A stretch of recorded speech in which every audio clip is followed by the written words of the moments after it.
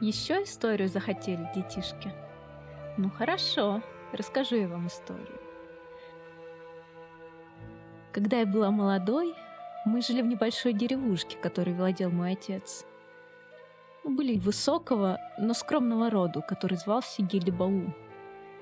Не было у нас многих владений и достояний, лишь стадо овец да табун лошадей. На нашем знамени лук и 3 стрелы, направленные вверх на красном фоне.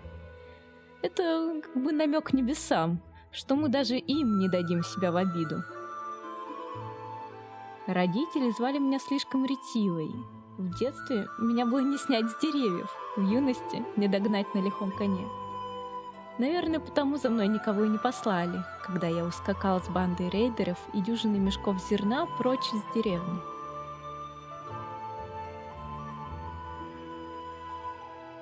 А там и зерно на ближайшем базаре превратилось в сыр, сыр в соседнем городе в железную руду, которую мы повезли с караваном в пустыню. 2 долгих года путешествовали мы по Кальрадии, покупая и продавая товар. Увидела я Ассырайскую пустыню, теплое море во Вландии, глухие леса Ботании, холодные снега Стерджии да великие города империи. Один из них, Ялмарис, сильно мне приглянулся, и я решила туда когда-нибудь вернуться. Мое путешествие закончилось в Макебе, где свою выручку в 30 000 динаров я потратила на плотницкую лавочку и на караван, который уже теперь работал на меня.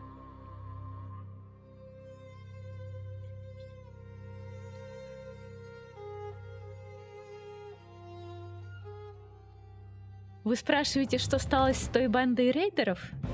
Да ничего особенного. Парни меня любили, но скорее как сестру. У нас, вы знаете, степных кузейтов, женщин уважают. В долгих переходах мы всегда скачем бок о бок с нашими воинами. Иногда даже вместе с ними идем в бой.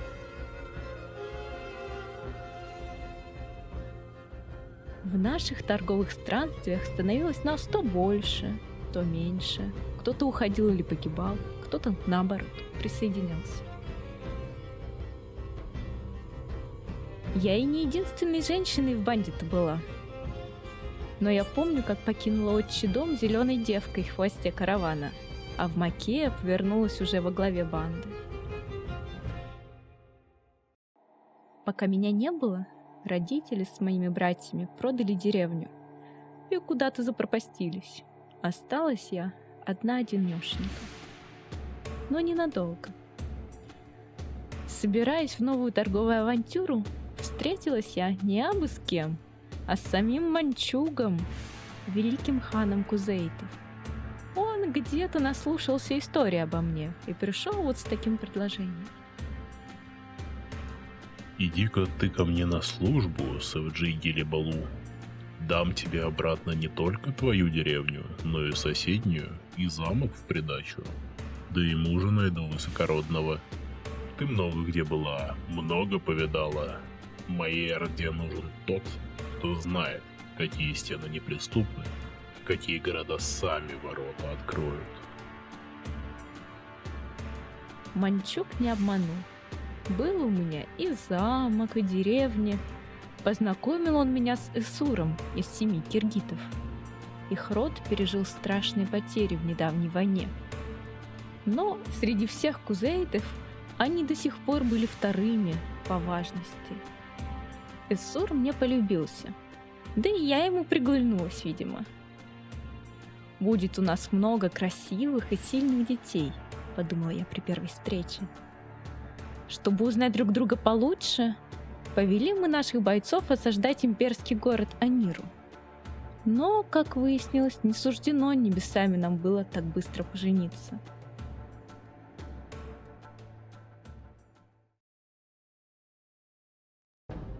Когда я была маленькой, то не могла и подумать, что моим самым страшным врагом будет не какой-нибудь там пастуший сын, а сама императрица Регия.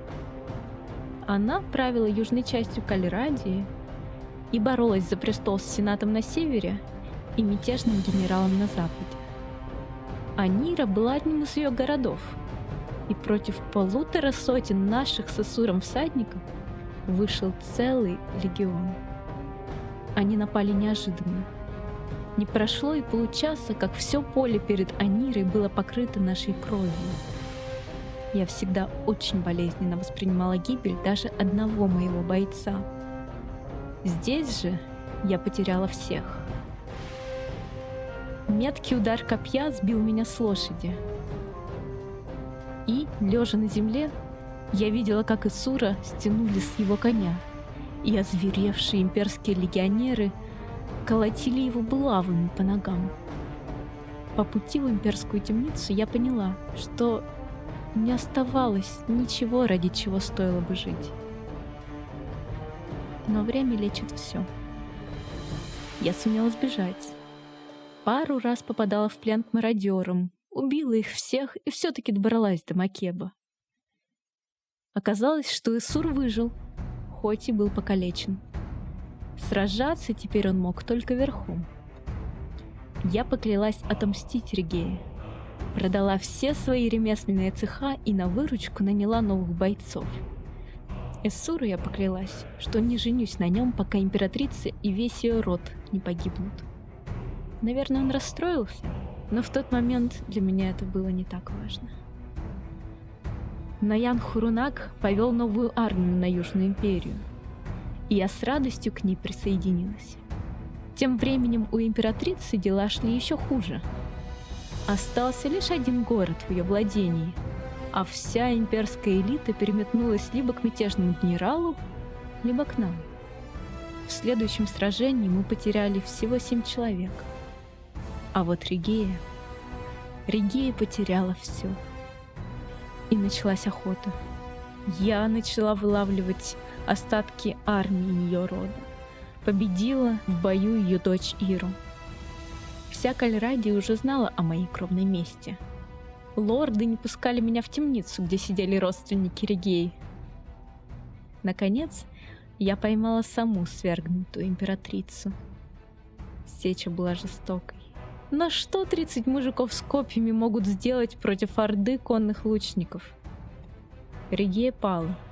Ее голова легла на ближайший пень, и с безумной улыбкой, как рассказывали мне потом бойцы, я вознесла топор и нанесла удар.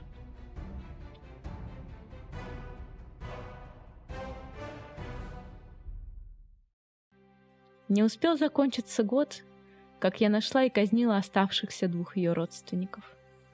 И на этом кончился род Регеи, и пала окончательно Южная империя.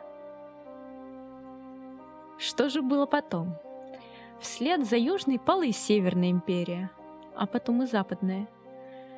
Кальрадия была теперь разделена между Вландией и Кузейтами. Все остальные подчинились новым господам. Но огромные территории нашего каганата управлялись уже не так, как раньше.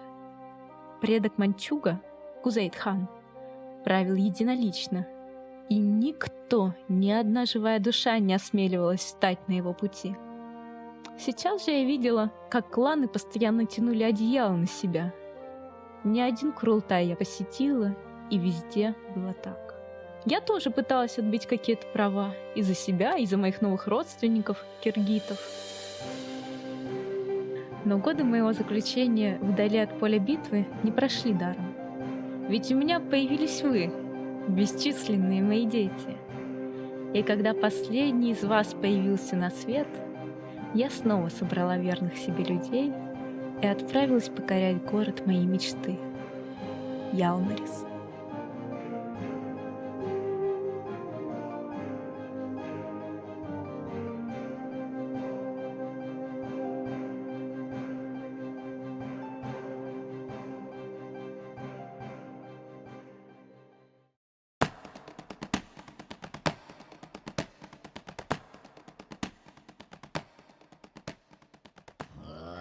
Принадлежал он вландийцам, и, если честно, я ожидала больше сопротивления.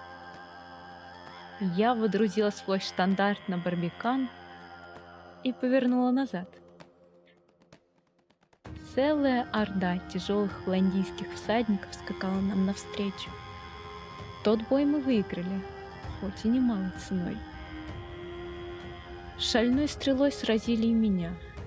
И если бы не один из бойцов Эссура, простой мужик по имени Санджар, я бы не вернулась к вам живой. Когда я его спросила, чего он хочет взамен за мое спасение, он лишь ответил, что блага ему чужды, и хочет он, чтобы я назвала в его честь своего сына. Поэтому вашего младшего брата зовут Санджар. И поэтому он назовет так своего внука, тот своего внука, а тот своего, чтобы традиция нашего клана и эта история вечно жили в наших сердцах.